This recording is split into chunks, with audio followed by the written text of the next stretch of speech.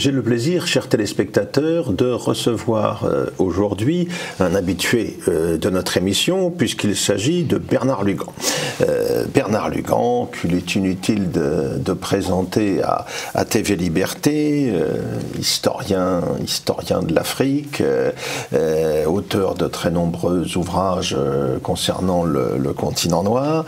Il y en a deux en particulier qui vont retenir notre attention aujourd'hui. D'abord, Esclavage, l'histoire à l'endroit, qui vient tout juste d'être publié. Alors pour se le procurer, Bernard, vous pouvez nous préciser déjà la marche à suivre? Oui, aux éditions d'Afrique Réelle. Ce sont un livre auto-édité parce que les éditeurs étant frileux, le sujet que j'aborde étant un sujet plus que délicat entre guillemets et avec euphémisme, donc j'ai auto-édité. On sait les misères survenues il y a quelques années à Olivier Pétré-Grenouillot, qui a subi un procès en sorcellerie pour avoir évoqué dans son ouvrage paru chez Gallimard l'esclavage autre que la traite atlantique, on se souvient. Et c'est justement sur ces esclavages autres. Christiane Taubira transformée en grande inquisitrice et toute la série derrière des KGBistes habituels qui l'ont poursuivi évidemment et harcelé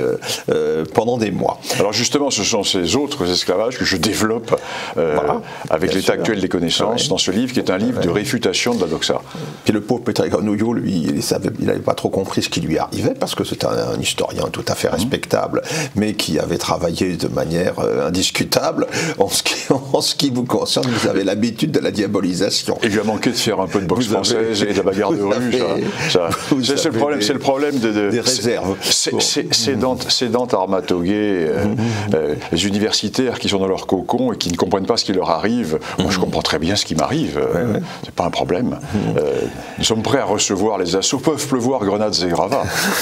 Notre victoire n'aura plus d'éclat. Absolument. Alors, donc, il y a cet ouvrage Esclavage, l'histoire à l'endroit. Et puis, Bernard, vous avez publié aussi, alors là, il y a quelques mois maintenant, Les guerres du Sahel, des origines à nos jours, aux éditions... Toujours de l'Afrique réelle. Alors, les guerres du Sahel, des origines à nos jours, c'était mon cours à Coët-Quidan et à l'école de guerre, avant que je n'en sois écarté. Donc, j'ai voulu, puisque je ne suis plus professeur à l'école de guerre à Coët-Quidan, puisque le pays légal m'a écarté, et comme les jeunes officiers et tous les cadres qui partent sur le terrain ont besoin d'avoir un outil de compréhension, donc j'ai fait ce livre qui est en fait la clé de compréhension des guerres du Sahel. Tout officier, tout sous-officier, tout homme de troupe qui part au Sahel doit avoir ça entre les mains, il comprend tout. Guerre du Sahel auquel le grand public, mais les journalistes officiels et nos dirigeants politiques, n'en parlons même pas, évidemment, ne comprennent strictement rien. Parce que moi, je les aborde dans la longue durée. L'enlisement actuel. Oui, alors je les aborde dans la longue durée et je montre que les conflits d'aujourd'hui ne sont pour la plupart que des résurgences de conflits anciens modernisés sous la forme que nous connaissons aujourd'hui. Donc si vous n'avez pas cette compréhension de la longue durée, on avance dans le tunnel. Les lois de la géopolitique parlent, évidemment. Ouais. Alors, l'esclavage, l'histoire à l'endroit.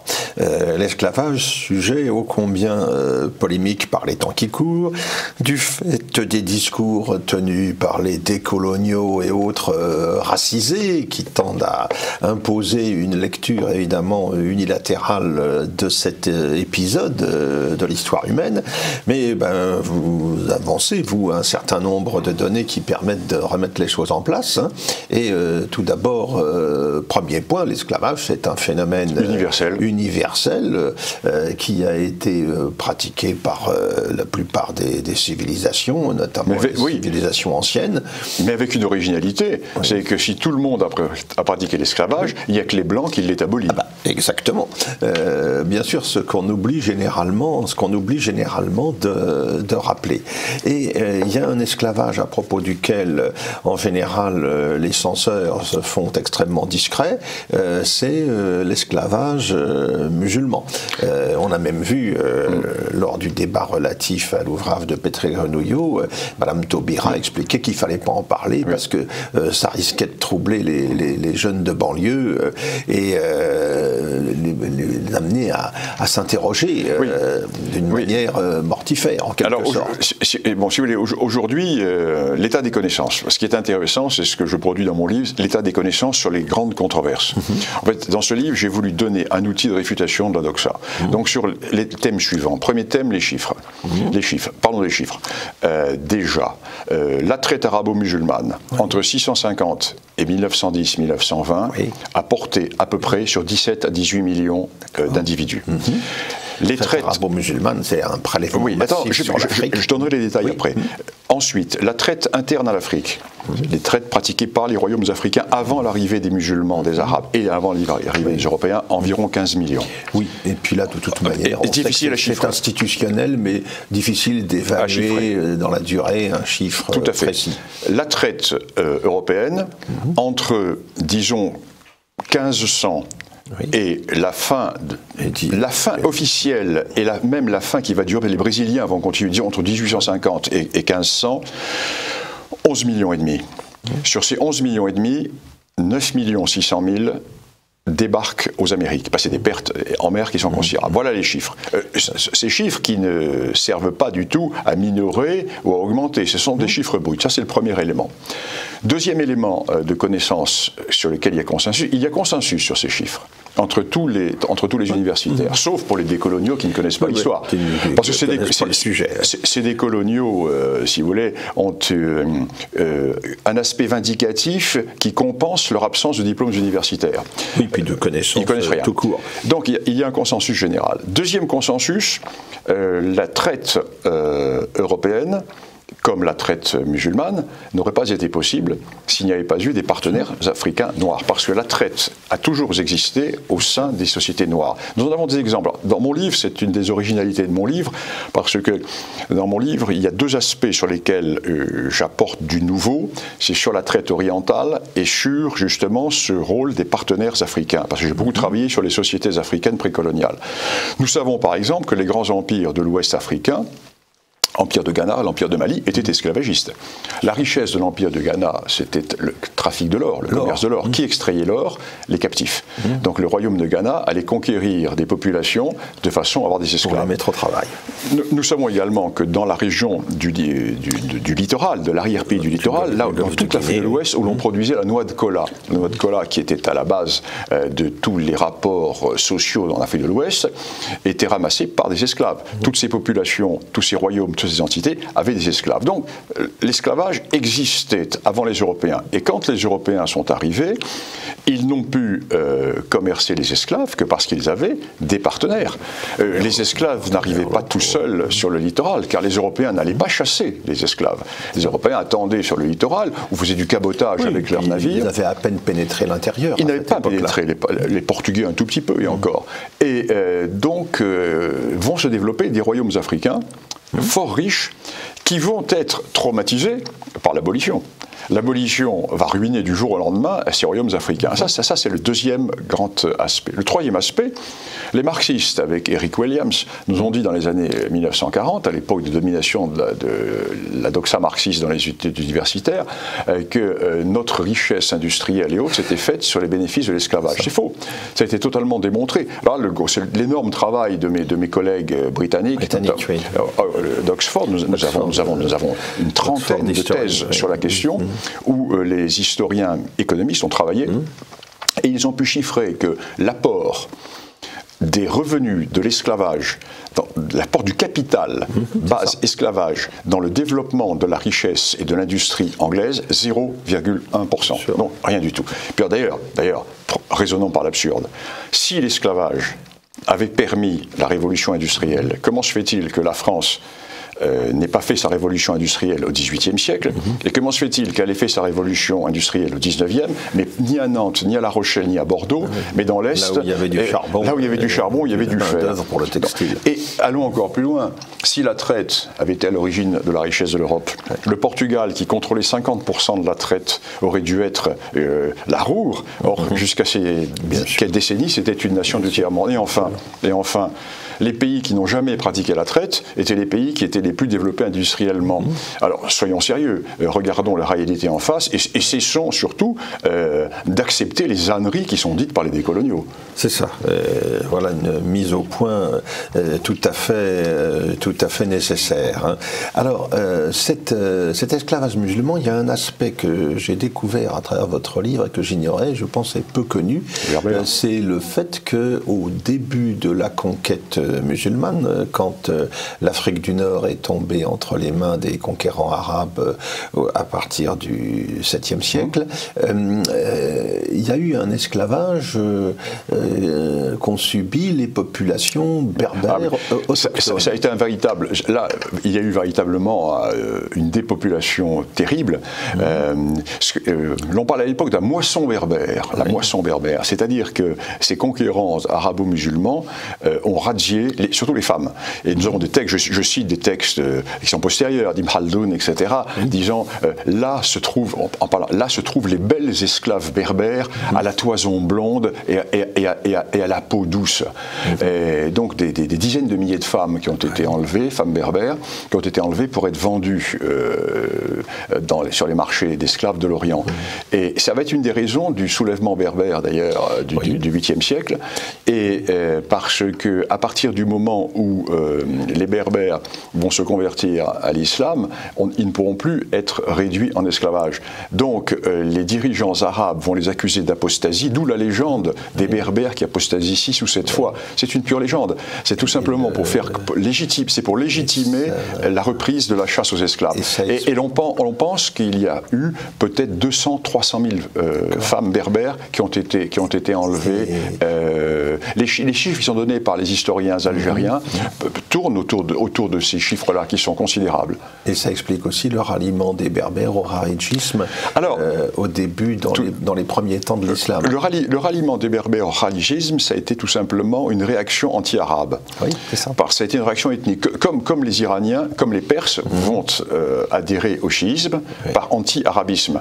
Et d'ailleurs, les berbères vont revenir au sunnisme dès lors qu'ils se seront débarrassés de la présence arabe. Parce que les berbères vont réussir au 8e siècle à chasser les Arabes d'Afrique du Nord. Et nous allons avoir du 8e jusqu'au 13e siècle que des dynasties berbères musulmanes. Et à ce moment-là, ils vont revenir au sunnisme.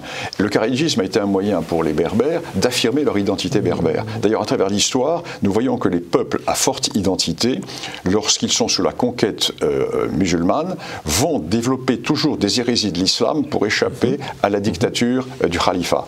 Oui, le cas le plus évident étant bien sûr la Perse. Où le chiisme est comment dirais-je, l'illustration du nationalisme identitaire persan. Alors, il y a un aspect aussi dans cette traite musulmane qu'il est intéressant de signaler, c'est qu'elle n'a pas laissé de traces démographiques. Tout ce qui a été prélevé comme matériel humain en Afrique orientale notamment, on n'en a pas les descendants aujourd'hui au Proche-Orient qui était la destination de ces captifs, pour la bonne raison que l'on avait l'habitude évidemment de castrer les hommes, ce qui fait qu'il n'y a pas eu, comme ça a été le cas aux Amériques, avec les Africains transférés là-bas par la traite, de populations issues de cette souche africaine dans cette région. Alors parce que les Arabes ont eu de très mauvais souvenirs, parce qu'il y a eu au 9e siècle la révolte qu'on appelle les Zenj en Irak, où dans un premier temps ils avaient importé des travailleurs noirs et qui se sont révoltés. Il y a eu quasiment 70 ans de guerre dans les marais d'Irak. À partir de ce moment-là, ils ont réglé le problème, plus d'importation d'hommes en état de se reproduire. Alors la seule zone de l'Afrique du Nord dans laquelle on va retrouver une descendance de ces esclaves noirs, c'est au Maroc. Parce qu'au Maroc, il y a eu la création de régiments d'unités noires et qui vont se reproduire. Ce qui fait que le seul pays dans lequel l'on trouve vraiment un minimum de population noire, c'est au Maroc, à la suite de ça. Alors il y a eu autre chose qui est tout à fait intéressant, c'est que cette conquête arabo-musulmane va se transformer à partir du XVIe siècle siècle en razzia systématique sur le littoral européen. Alors ça, c'est un basculement qui se produit après la chute de Constantinople. Oui. Parce que jusque-là, les Européens, enfin les Occidentaux, les chrétiens, la chrétienté est maîtresse de la Méditerranée. La croisade se fait parce que nous avons la maîtrise militaire. Oui.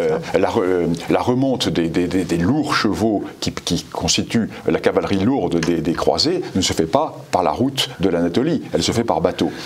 Et après la chute de Constantinople, nous voyons apparaître véritablement la marine ottomane, qui pendant 2 siècles et demi va faire régner sur la Méditerranée un climat de peur, la mer de tous les dangers. Oui. Et parallèlement à cela, le cœur violent du monde, disait Fernand Braudel. Absolument. Et parallèlement à cela, les Ottomans s'installent sur toute la Méditerranée, sauf au Maroc, ce qui ne va pas empêcher les Marocains d'avoir la course salétine. Et là, nous allons avoir pendant 2 siècles et demi la terreur sur tout le littoral méditerranéen. Les razzias qui vont s'opérer, les villages entiers enlevés. Et je ne parle même pas des navires, etc. Il va falloir attendre, en fait, la première guerre menée par les États-Unis après leur indépendance, la guerre de Tripoli, tout à fait dans les années 1800, et ils vont écraser la marine de Tripoli et la marine de Tunis. Et à partir de ce moment-là, le basculement va se faire. La révolution industrielle, maritime et militaire va faire qu'ils vont perdre le rapport de force en faveur de Mais disons que jusque dans les années 1800, la Méditerranée est la mer de tous les dangers. Oui. Et alors, nous avons des sources tout à fait intéressantes. Je publie dans mon livre. Ce sont les documents de 2 ordres missionnaires. Oui. Donc les ordres de la Merci, les pères de la Merci, les Mercédaires et les Trinitaires, les pères de la Sainte Trinité, qui sont justement des ordres missionnaires chargés de racheter des captifs. Et par les rapports que nous avons, qui sont conservés aux archives, nous avons des chiffres considérables. Par exemple, je cite dans mon livre une mission qui revient avec 750 Français rachetés à Alger. On a les noms, etc., les origines, et les pères nous disent nous en avons acheté 750, mais il en reste 6000 de Français. Des Français, sans compter les Français. Oui. Donc nous avons des chiffres considérables qui sont. Alors que les terres de razzia, c'est le sud de l'Espagne, c'est la Sicile, la Calabre, l'Italie du Sud, les Porquerolles, la Corse, et jusqu'en Islande même. Alors là, ce sont les Marocains. Il y a des pointes. Là, ce sont les Marocains. Il y a des pointes barbaresques jusqu'en Islande. Oui, alors là, ce sont les Marocains, des Salétains. Ce ne sont pas les Barbares, ce sont les Salétains, et sur les bancs de Terre-Neuve.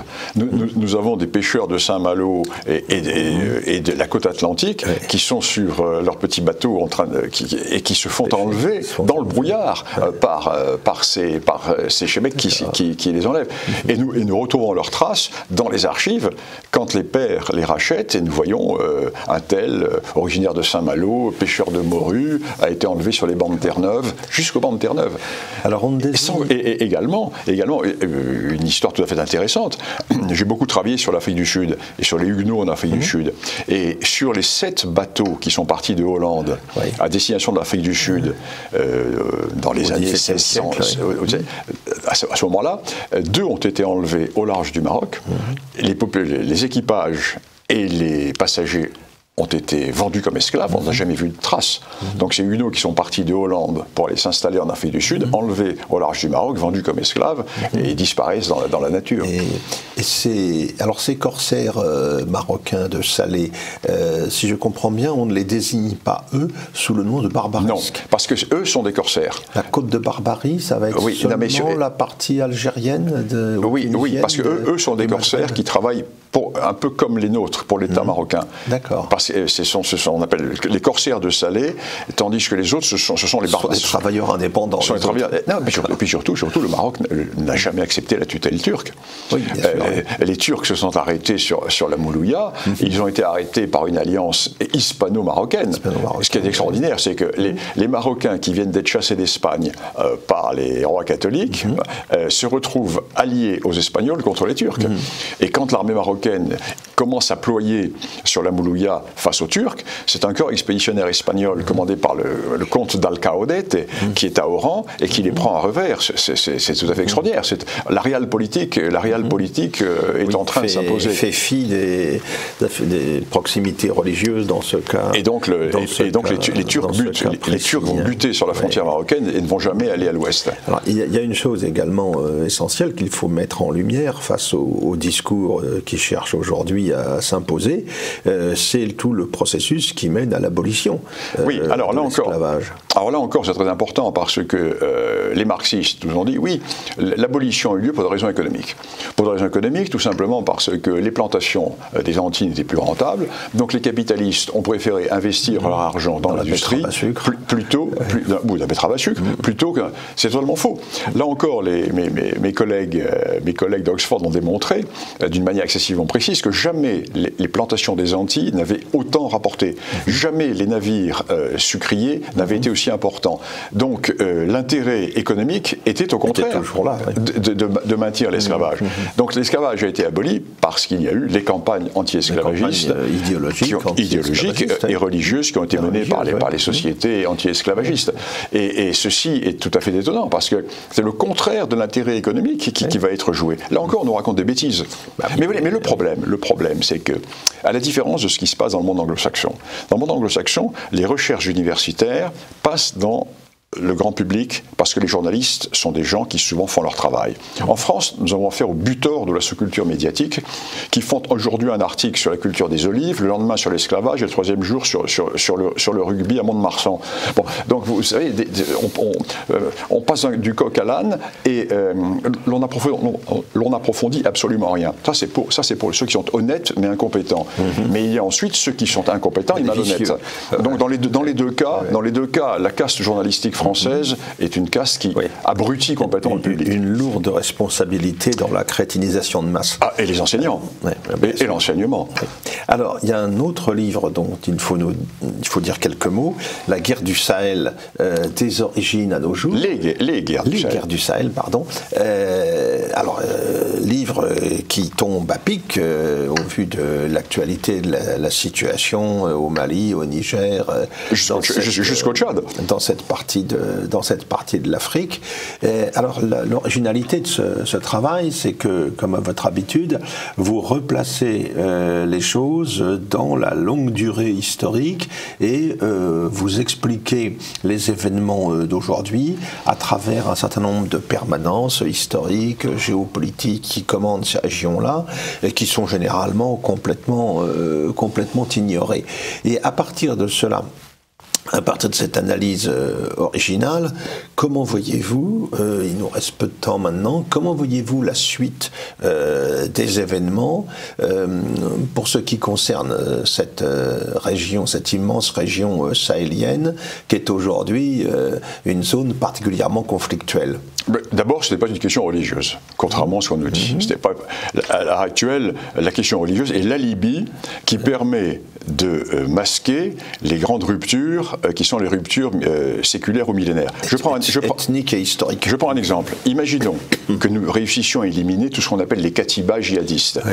Le problème entre les Touaregs et les Bambara, entre les Songhai et autres, continuera à être là. Donc nous avons une base ethnique, et sur cette base ethnique vient se greffer une surinfection, sur la plaie ethnique vient se greffer une surinfection. Donc si nous abordons le problème par l'angle religieux, nous n'avons rien compris. En réduisant la question au terrorisme djihadiste. Si vous voulez, c'est l'épiphénomène, c'est l'écume qui cache la profondeur de la tasse. Bon. Donc il faut partir du réel. Le réel, c'est l'opposition entre des peuples qui ont des cultures différentes et qui se retrouvent par les hasards de l'histoire, par les conséquences de l'histoire, enfermés dans les mêmes territoires. Et dans ces mêmes territoires, l'on a enfermé les anciens dominants, les anciens dominés. Or, par le jeu de la démocratie, comme les anciens dominés sont plus nombreux que les anciens dominants, l'ethno-mathématique électorale, ils l'emportent. Or, comme les anciens dominants sont des gens qui sont guerriers, ils ne vont pas accepter d'être dominés. Donc ils se soulèvent. Donc on n'en sortira jamais. Et ce n'est pas en parlant de démocratie, de droits de l'homme ou de religion qu'on sortira. Donc la meilleure solution, c'est de prendre du recul, et surtout de prendre en compte ce fait ethnique. Sinon, c'est inutile. Oui, c'était déjà le phénomène qu'on a connu au Tchad dans les années qui ont suivi l'indépendance. Mais dans tout, du Tchad jusqu'à la vallée du Sénégal, vous avez le même problème qui se produit. Avec en plus un autre phénomène, qui est un phénomène plus au sud, qui est le phénomène des Peuls. Les Peuls qui ont été les grands prédateurs au XIXe siècle, avec tous les grands califats djihadistes esclavagistes qui se sont développés. Et comme aujourd'hui, dans toute cette zone, nous voyons le retour d'un certain djihadisme chez certains Peuls, chez certains, pas chez tous, par exemple, au Cameroun ce n'est pas le cas, les populations qui ont été jadis réduites en esclavage par les ancêtres de ces Peuls pensent que les temps anciens de la razzia reviennent et ils s'arment, ils se battent. C'est la question actuelle des Dogons dans le califat de l'Iptako, c'est très clair, ce que j'explique dans mon livre. Alors si on n'a pas cette approche-là, alors c'est d'ailleurs pour ça que j'ai été mis à la porte de Saint-Cyr et de l'école de guerre, parce que comme j'ai une approche ethnique et qui va contre la doxa actuelle, qui dit mais non, tout ceci n'existe pas, c'est une affaire de développement, et de démocratie. Ou de démocratie, bon, il est bien évident que nous avons dans le mur. Quand on ne veut rien comprendre, évidemment, on n'est pas en mesure de régler quelques problèmes que ce soit. Eh bien, je renvoie donc à cet ouvrage de Bernard Lugan, Les guerres du Sahel des origines à nos jours, publié donc aux éditions de l'Afrique réelle. Pour se procurer le livre, c'est très simple, vous allez sur mon blog, blog officiel de Bernard Lugan, et vous avez tous les renseignements qui sont donnés. Merci Bernard pour la présentation de ces deux ouvrages que je recommande vivement à nos auditeurs, à nos téléspectateurs. Pardon. Merci.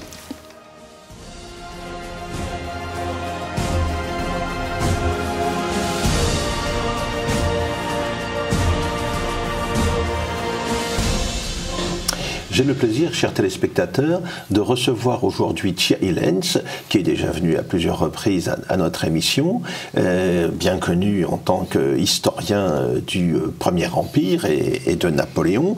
Et Thierry Lenz vient de publier aux éditions Perrin Napoléon, un dictionnaire historique, un instrument de travail, bien sûr, pour les étudiants, mais aussi un instrument qui comblera tous les curieux qui s'intéressent à cette période, un travail monumental, avec 300 entrées, je crois, à peu près, qui porte sur les personnages, des événements, des batailles, des institutions concernant l'époque napoléonienne.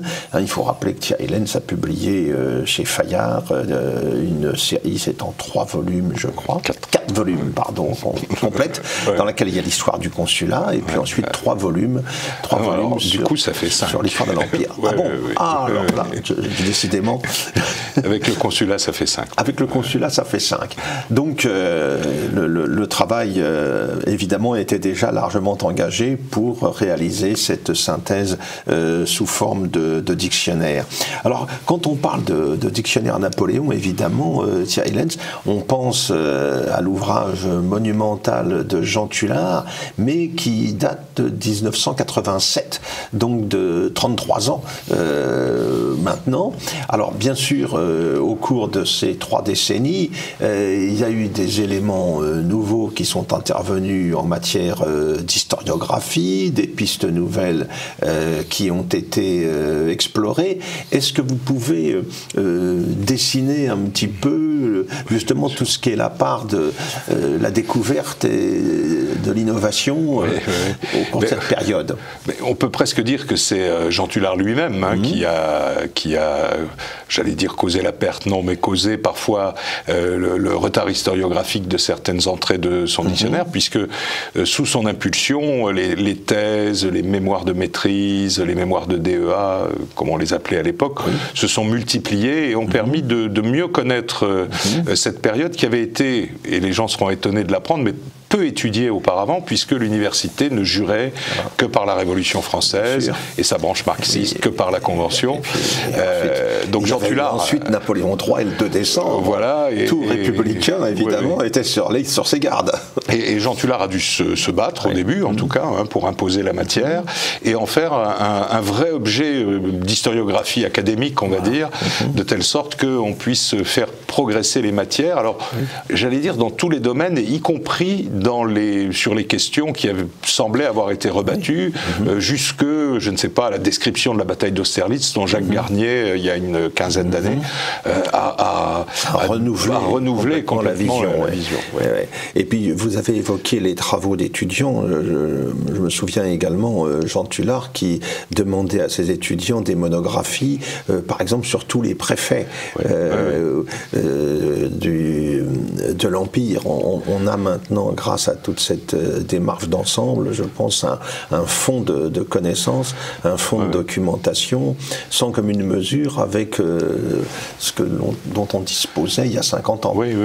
Et même au niveau des thèses, la Fondation Napoléon que je dirige donne chaque année des bourses de thèse à des étudiants, et nous sommes à peu près 120, 125 boursiers, avec au total à peu près 300 candidats. Donc ça veut dire que dans les 40 dernières années, au moins 300 thèses sur le Premier Empire ont été soutenues. C'est ça, oui. Et ce qui évidemment contribue à une connaissance approfondie de la période. Et alors, quels sont les domaines nouveaux auxquels on a pu s'intéresser au cours de cette période?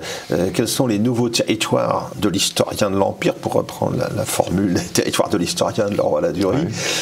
Quels sont les nouveaux territoires qui ont été défrichés par les historiens de l'Empire dans les différents domaines politiques, militaires, culturels?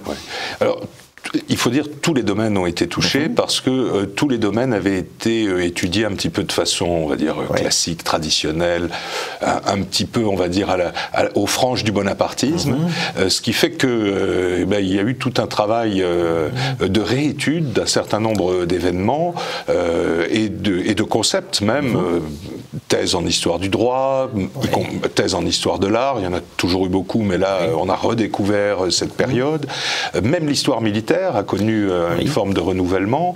Il y a toute une école autour du service historique de la défense qui travaille sur ces sujets et qui plonge vraiment au cœur d'une documentation qui est océanique. On n'en aura jamais fini, mais au moins les choses avancent un petit peu. Et puis, pour utiliser un terme à la mode, les sensibilités contemporaines ont fait irruption dans ces matières. Et au fond, ça n'est pas plus mal parce que ça a permis aussi d'aller étudier le rétablissement de l'esclavage, qui est le point principal dans ces sensibilités aujourd'hui, mais aussi le droit des femmes, mais aussi le droit du travail, le chômage, les aspects sociaux. Si vous voulez, c'est une matière... Stendhal disait il faudra réécrire l'histoire de Napoléon tous les ans. Je pense qu'on en est à peu près là aujourd'hui. Enfin, on n'a pas quand même encore une thèse sur la situation des LGBT sous Napoléon. Écoutez, c'est un manque d'ailleurs. Non, alors si, les LGBT, pas complètement, mais il y a une très très bonne thèse qui a été faite sur l'homosexualité à Paris, à l'époque de la Révolution et de l'Empire. Et Jacques-Olivier Boudon a publié récemment un ouvrage qui s'appelle Le sexe sous l'Empire, alors qu'il n'a rien de graveleux, bien sûr, mais qui fait un peu le point là-dessus, et les gens seront tout à fait étonnés de savoir l'indifférence de Napoléon à ces questions. C'est-à-dire une indifférence qui n'est pas être contre, mais c'est s'en moquer complètement. C'est-à-dire il est entouré, pour autant qu'on puisse le savoir, car à l'époque on ne faisait pas son coming out aussi facilement, mais il est entouré de gens qui sont des homosexuels. Cambacérès, évidemment, Tronchet, le fameux préfet Fiévé qui vivait dans sa préfecture avec son ami, et tout ça, Napoléon s'en fiche un petit peu, et il maintient même dans le code pénal de 1810 la dépénalisation de l'homosexualité qui avait été proclamée par la Révolution. Il la maintient, c'est quelque chose. À partir du moment où l'ordre public n'est pas troublé, il s'en moque un petit peu. Les affaires privées ne l'intéressent pas plus que ça. Alors il y a un domaine peut-être aussi qu'il est intéressant d'aborder ou d'évoquer, ce sont les travaux qui sont réalisés à l'étranger et la lecture de Napoléon telle qu'elle a pu évoluer dans les pays étrangers. Je pense notamment à l'Italie. Il y a eu pas mal d'ouvrages ouvrage, je crois, en Italie, et l'image de Napoléon, là-bas, apparaît extrêmement positive. Elle est très positive, avec évidemment les côtés un peu plus sombres, car n'oublions pas d'abord que l'Italie est divisée, on va dire, en 3 grandes entités. Un royaume d'Italie, soi-disant indépendant, dont Napoléon est le roi et Eugène de Beauharnais le vice-roi.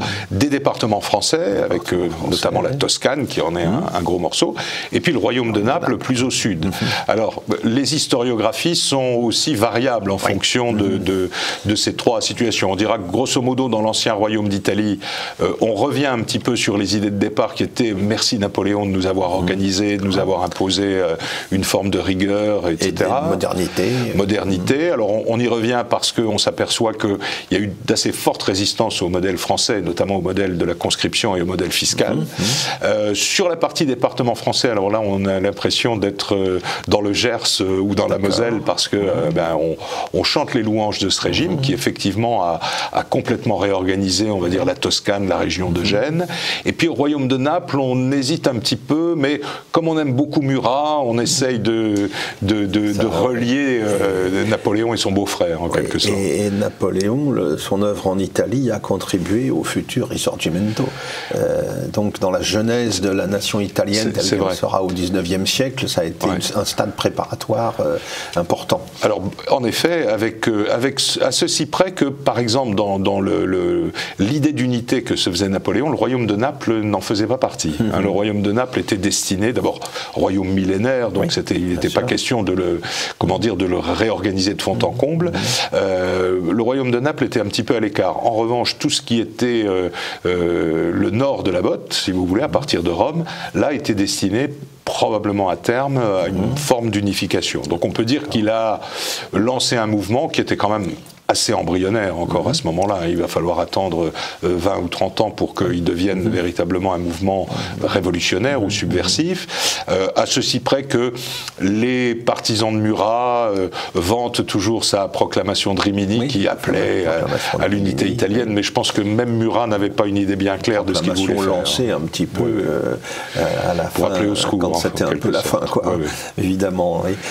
Alors il y a un débat aussi, évidemment, par rapport aux préoccupations qui sont celles de l'actualité qu'il faut évoquer, c'est la fameuse question de Napoléon esclavagiste.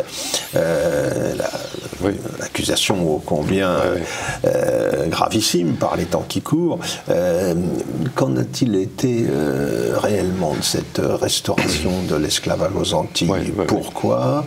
Dans quelles conditions? Et quel était le sentiment profond de Napoléon sur ce point?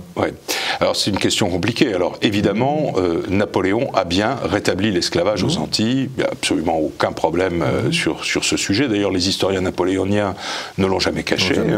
Contrairement à ce qu'on dit, on nous dit qu'il faut revisiter l'histoire napoléonienne. Mais je veux dire, le rôle de l'historien, c'est de toute façon de revisiter tous les matins. Donc ça, on va dire, il n'y a pas de débat sur l'aveu, entre guillemets.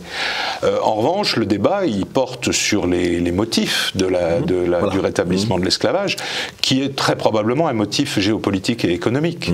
Les Antilles, à cette époque, représentent une zone de développement économique, y compris pour la métropole, essentielle.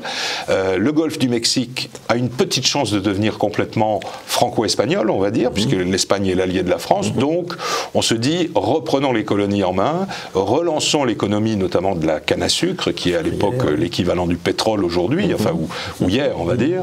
Et donc, partant de là, le rétablissement de l'esclavage, je ne dis pas va de soi, mais il fait partie des options que Napoléon va accepter sous les pressions, il faut le dire, d'un lobby colonial qui est très très puissant, parce que les colonies, c'est la richesse de la métropole à ce moment-là. Alors, il faut éliminer évidemment tout ce qui est le racisme, tout ce qui est, je dirais, à nouveau, ces sensibilités contemporaines. Évidemment, personne ne pense à l'égalité de l'ensemble de l'humanité à ce moment-là. Mais Napoléon lui-même, il n'a une connaissance de ces dossiers que presque livresque. Hein. D'abord, il a libéré les esclaves à Malte et en Égypte. Il a, dès le début de son mandat de consul, il a annoncé qu'il n'était pas question de revenir sur l'abolition de l'esclavage. Et puis en 1802, il change complètement son fusil d'épaule. Et là, véritablement, c'est l'homme d'État qui parle, c'est-à-dire un peu froid, un peu cynique, qui évidemment, sur cet aspect-là, est décevant. Mais ça n'est pas le seul aspect du règne de Napoléon. Et on voudrait le ramener uniquement à ça. Juste, je prends encore 10 secondes pour vous dire, je participe en ce moment à la préparation de beaucoup d'événements pour le bicentenaire de la mort de Napoléon l'année prochaine. Et je suis très frappé de voir la peur panique de nos administrateurs, y compris de très hauts fonctionnaires, devant cette question.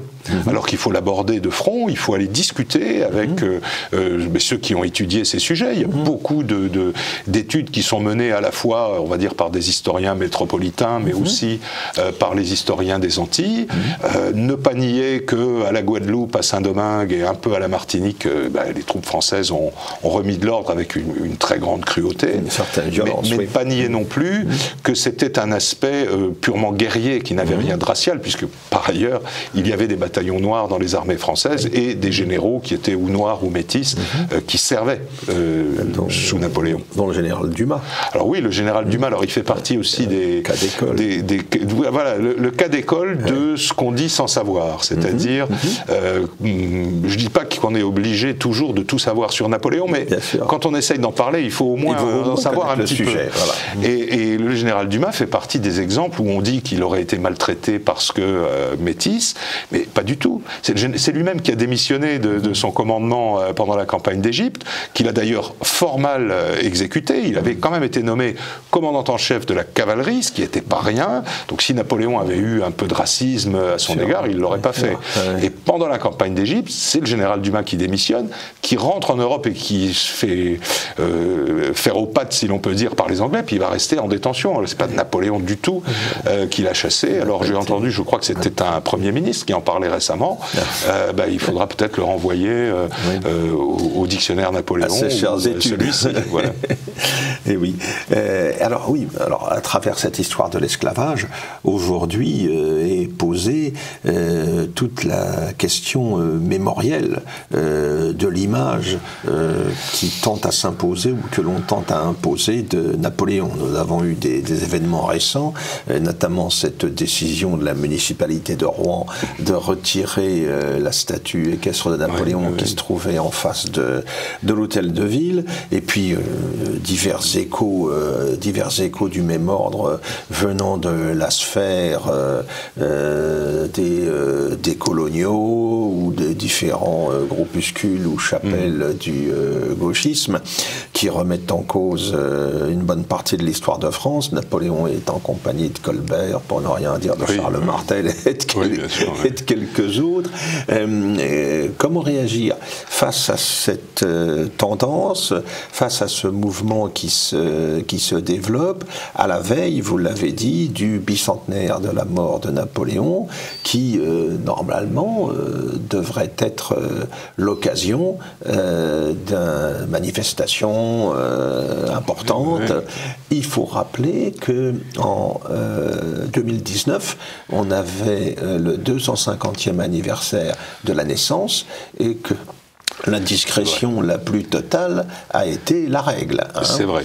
Il faut rappeler qu'un certain président de la République n'a pas envoyé de délégation française pour la commémoration de la bataille d'Austerlitz, alors qu'on envoyait des navires français participer à la commémoration de la bataille, de la victoire anglaise de Trafalgar. Alors là, il y a quelque part, on a un problème, parce que la gloire de Napoléon a fait pendant un temps l'unanimité. Il y a toujours eu des grognons qui lui ont reproché ses campagnes, ses guerres, sa volonté de puissance, mais Napoléon faisait partie, sans contestation, du patrimoine national. Même au temps de sa splendeur, le Parti communiste était napoléonien. Albert Soboul a publié en 69 dans l'Humanité des articles dithyrambiques sur Napoléon. Il a d'ailleurs lui-même écrit un livre qui s'appelle La civilisation de la France napoléonienne, qui n'est pas très défavorable à Napoléon. Toujours évidemment la prélude des classes entre le pré-prolétariat et la pré-bourgeoisie, parce qu'il fallait quand même bien trouver, mais globalement, en effet, on avait pris l'habitude de beaucoup réfléchir sur ces sujets-là et de beaucoup échanger, et de beaucoup. Je sais que par exemple, Jean Tullard, qui est bien plus jeune que ne l'était Albert Soboul, mais l'a rencontré à plusieurs reprises, qui avait entre eux une estime réciproque, même s'ils n'étaient pas d'accord sur tout, mais pouvaient discuter. Aujourd'hui, on a cette impression qu'on ne peut pas discuter, mais qui est, qui devrait, nous devrions être rassurés par le fait que c'est véritablement le fait de la superstructure, ce rejet de Napoléon. C'est-à-dire qu'il y a une petite couche de gens qui croient qu'il faut faire attention à tout, qu'il ne faut rien dire, qu'il faut toujours avoir de l'eau tiède, mais elle ne correspond pas, je pense, on va dire au sentiment profond de la population, même si sa connaissance de Napoléon est encore superficielle. Mais si vous voulez, les gens ont bien compris que Colbert, on ne savait pas trop qui c'était, Charles Martel, on ne sait pas trop s'il y a eu cette fameuse bataille. Mais Napoléon, ça commence à toucher quelque chose qui est, comme on pourrait dire, c'est proche, on touche un peu le dur, on touche des choses de vie quotidienne, y compris le code, les monuments, l'organisation de l'État, etc. Les lycées, l'organisation fiscale, etc. Voilà, je dirais que les décoloniaux, les LGBT, qui sais-je encore, fassent leur travail. Au fond, ça correspond bien à leur façon d'agir. Ce qui est beaucoup plus étonnant, c'est qu'on a une espèce de frayeur, mais panique, au plus haut niveau de l'État. Si bien qu'aujourd'hui, nous sommes à quelques mois de la commémoration, on ne sait absolument pas comment, on va dire, l'État en tant que tel va réagir face à cette commémoration. Et les bruits qui me reviennent sont qu'il y a un grand débat. C'est-à-dire qu'il y a des gens qui sont contre Napoléon, je ne sais pas ce que ça veut dire, être contre Napoléon, qui essayent d'empêcher ceux qui se disent mais non, quand même, c'est un moment national important, d'empêcher le ministre de la Culture, le président de la République, que sais-je encore, de participer à ce genre de manifestation. Alors moi, je console toujours mes amis sur ce sujet en disant, écoutez, il va y avoir de grandes commémorations, des expositions, des colloques, des rencontres historiques, des reconstitutions, que sais-je encore. Il va y en avoir partout, beaucoup. Elles sont recensées sur les sites de la Fondation Napoléon. Et je dirais, mieux vaut que l'État à son sommet ne s'en occupe pas. Parce que, rappelons-nous ce qui s'est passé pour le centenaire de la guerre 14-18, où on se retrouve avec une course cycliste pour commémorer l'assassinat de François Ferdinand à Sarajevo, où on se retrouve avec des jeunes en chaussettes, même pas d'ailleurs, qui courent sur les tombes des poilus, voilà, disons, on va faire les choses à notre niveau, en ayant fédéré beaucoup d'institutions qui vont faire des expositions, une très grande exposition au musée de l'armée, probablement une exposition à la Grande Halle de la Villette, les archives nationales se mettent sur leur 31, la Bibliothèque nationale colloque, etc., etc.